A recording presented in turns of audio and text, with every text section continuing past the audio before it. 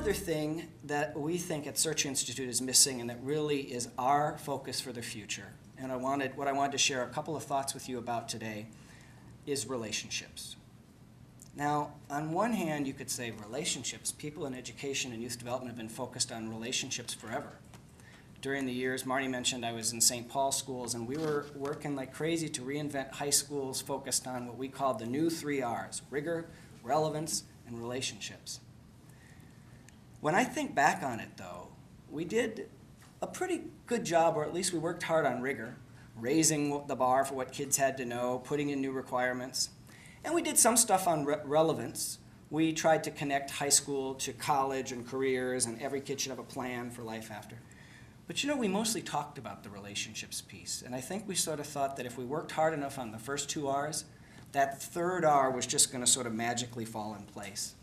And so for a lot of us, though, who look at what happens in education and youth development, we have the sense that that relationship piece is critical, but it's kind of a black box. What does it actually mean inside? There's 2 researchers at the University of Pittsburgh who are focused on this too, and I think they've captured kind of a nice way of putting this. They've talked about relationships being the active ingredient in a recipe for young people's success, in the same sense that sodium fluoride is the active ingredient in toothpaste. You could have everything else that's in there, and if you don't, and you could make it beautifully, and if you don't have the sodium fluoride in there, it's not going to actually do what you're expecting the toothpaste to do. And so thinking about developmental relationships is really the focus for us at Search Institute in the future, and we would hope the focus of partnerships with organizations like Campfire going forward. I just want to say I'm not the most touchy-feely person. So coming to a focus on relationships is not the emphasis that I immediately went into education focused on. I used to be more worried about how good is the curriculum, how good is the teaching. But I've come to believe now that unless we actually really think deeply about what those developmental relationships in kids' lives are and how we do them and how we strengthen them across the continuum of kids' experiences, we're not going to get where we need to go. There's a woman who's on our board at the Search Institute who helped us get to this new focus on relationships, and when she heard it coming from all the conversations we've had around the country and looking at research since I've been at the organization, she said, that's exactly what I experienced over my career at 3M. Turns out she's a developmental psychologist, and she said, when I started at that company that's famous for Post-it notes and sandpaper, we used to think about leadership like I think, these are her words, people in education and youth development think about relationships. We knew it was critical. We knew leaders were essential to the success of our business, but we didn't have the sense that leadership was something we could measure, something that the organization had to have a strategy for, something that we actually had to systemically improve and grow over time. But then people started to realize that the soft stuff of leadership was really, really very hard, and now you won't find any high-performing company that doesn't have a strategy for measuring and developing leaders. Well, how many youth programs and schools have a strategy for strengthening developmental relationships in kids' lives, for getting the relationships right? So what might that mean? A couple more thoughts on that. Look, what do we mean by developmental relationships? Just like people like each other?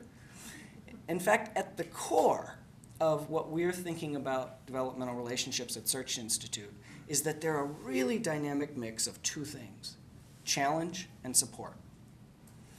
Kids are being called and pushed to think beyond their current situation, and they're being supported every step of the way.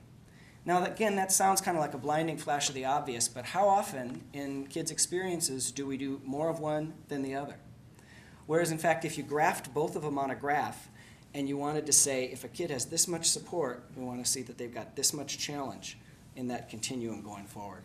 So I thought by way of ending, I would end with a quote from a book that some of you probably remember. It's one I actually happened to have recently read with that 10-year-old daughter that I mentioned before. And it's from a book called The Velveteen Rabbit.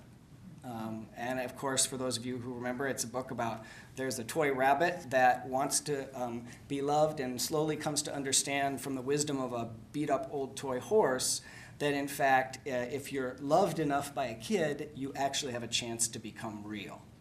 And I thought that this passage from the book really encapsulates a lot of what we mean by those developmental relationships that help kids really master those skills for success in education and life that are so important going forward.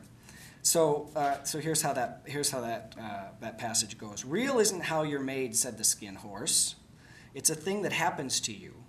When a child loves you for a long, long time, not just to play with, but really loves you, then you become real. Does it hurt? Asked the rabbit. Sometimes, said the skin horse, for he was always truthful. When you're real, you don't mind being hurt. Does it happen all at once, like being wound up, he asked, or bit by bit? It doesn't happen all at once, said the skin horse. You become. It takes a long time. That's why it doesn't happen often to people who break easily, or have sharp edges, or who have to be carefully kept. Generally, by the time you're real, most of your hair has been loved off, and your eyes drop out, and you get loose in the joints and very shabby. But these things don't matter at all, because once you're real, you can't be ugly, except to people who don't understand. I suppose you're real, said the rabbit, and then he wished he'd not said it, for he thought the skin horse might be sensitive. But the skin horse only smiled. The boy's uncle made me real, he said. That was a great many years ago. But once you're real, you can't become unreal again. It lasts for always. That's the kind of work that it's very clear from the comments that we've had here and from the video you're doing at Campfire. It's the kind of work that needs to happen not just in summer camps, but in classrooms and in community centers and in families. It's that process of helping kids become real, and it's the relational interaction between those folks. So at Search Institute in the years ahead, we're going to be building survey instruments to help you measure this idea of developmental relationships, to help you actually learn from what's working here to build them and take it and share it there and continually improve, so that hopefully we can break through that black box around developmental relationships, and that some of those indicators that I talked about at the beginning that have not been headed in the right direction, despite all of our good efforts to get them going in that direction, will start to look very different.